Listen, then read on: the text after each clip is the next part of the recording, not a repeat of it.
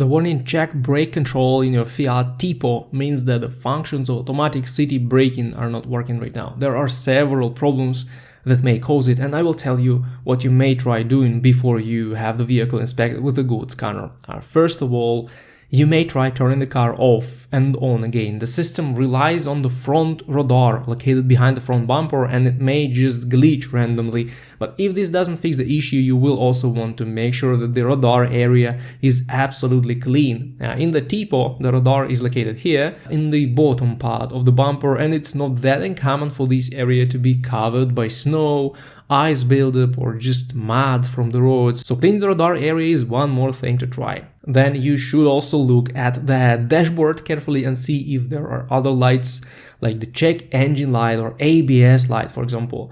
If you see the ABS light, chances are that one of the wheel speed sensors is broken and requires replacement. Your brake control system will need to know the exact speed of each wheel to safely apply brakes automatically. All other cases that may trigger this check brake control warning will require professional inspections. Unfortunately, in most cases, unless you can't find the problem with the simple inspections, the culprit is the broken or misaligned radar, and the replacement part is about 800 pounds or euros, making the repair quite expensive.